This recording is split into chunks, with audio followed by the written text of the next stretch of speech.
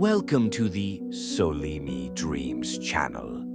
Gently turn off the lights in your room, slip on your headphones or set the volume just right and close your eyes. I hope sleep finds you peacefully, perhaps even before the story comes to an end. So now, without delay, let me softly begin tonight's story. SCP-1983, The Shadows That Never Left. Agent Sarah Madsen adjusted her earpiece, her boots crunching softly against the frost-covered ground. The pine trees stretched overhead like skeletal arms, clawing at the overcast sky. Gray clouds churned above, and a thin fog wrapped itself tightly around the trees like a suffocating blanket. "Echo Team, confirm positions," came the voice over the comms. Sarah pressed her mic. "Echo 1, on perimeter." A chorus of clicks and soft acknowledgements followed. 4 operatives, 1 goal: to investigate another disturbance at the SCP-1983 site. Officially, SCP-1983 was just a farmhouse in rural Wyoming, an abandoned, rotting structure that no locals dared approach. Unofficially, it was a spatial anomaly, a doorway that led nowhere and everywhere, spitting out shadowy, fanged creatures known only as SCP-1983-1. The Foundation had sealed off the area years ago, posting teams around the clock, but every so often something strange would stir again. Tonight was one of those nights. Sarah moved through the undergrowth, flashlight beam darting between gnarled branches and patches of brittle snow. The farmhouse came into view, sagging roof, peeling paint, windows like hollow eyes staring into the void. She had seen it many times in surveillance feeds, but standing before it in person sent a crawling sensation across her skin. "Echo 2, move up," she whispered. Agent Kyle Ramirez approached from the south, scanning the woods. He gave her a thumbs up. They were to enter, check the interior for signs of activity, and, if necessary, reinforce the walls set up to suppress breaches. Sarah's hand hovered over the door handle. It was cold, slick with something that smelled faintly metallic. Blood? She shook off the thought and pushed inside. The air inside was thick, heavy with mildew and something darker, like rotting meat. The floorboards groaned underfoot, every step threatening to shatter the uneasy silence.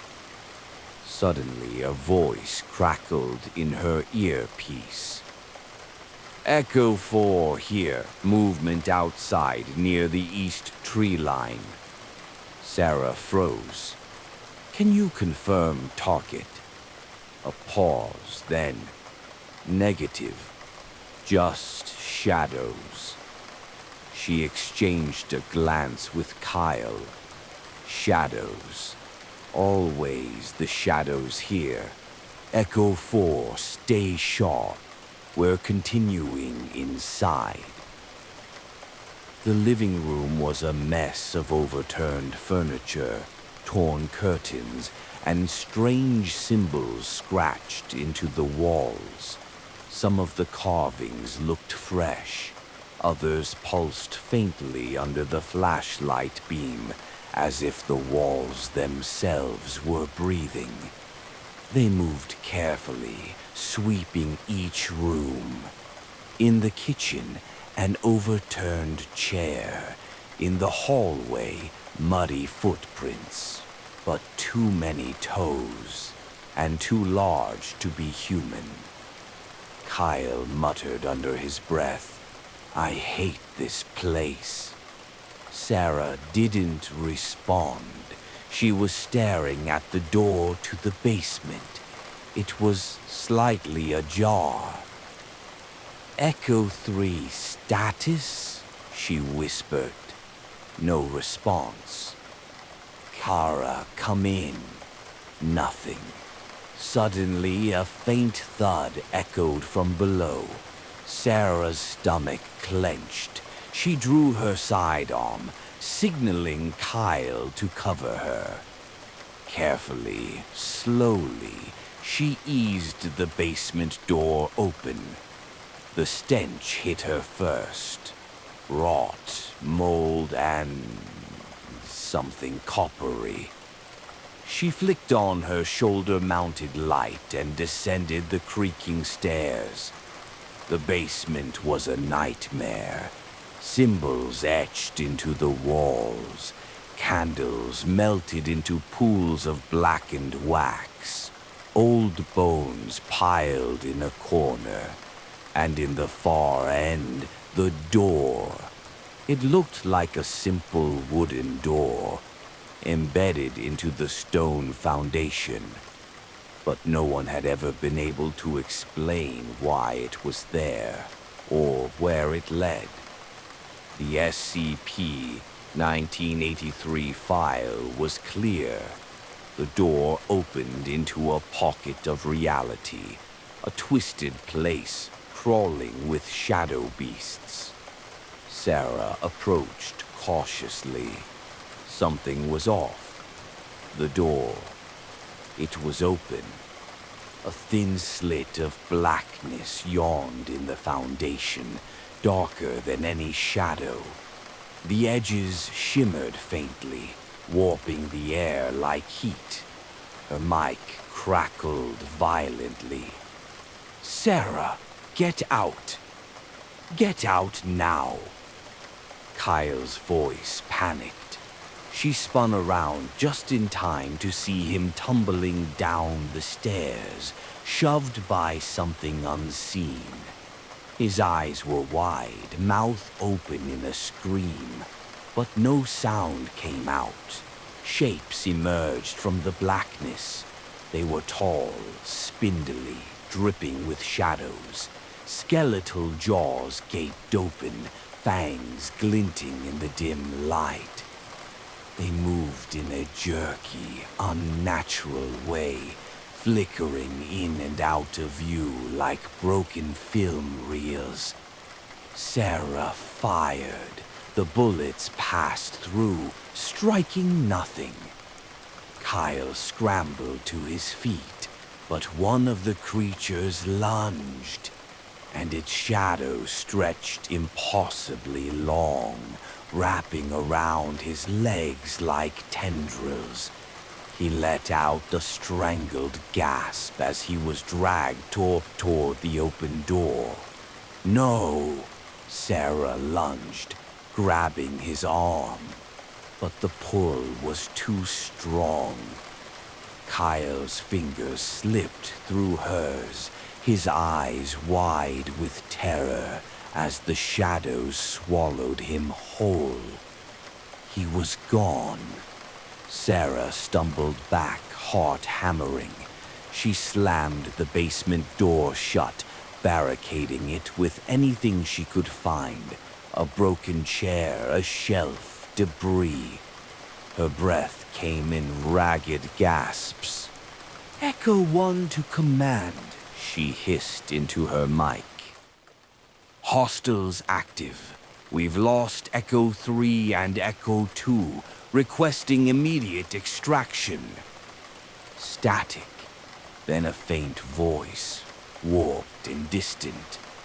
"Sarah, come. Inside, her blood ran cold. That was Kyle's voice.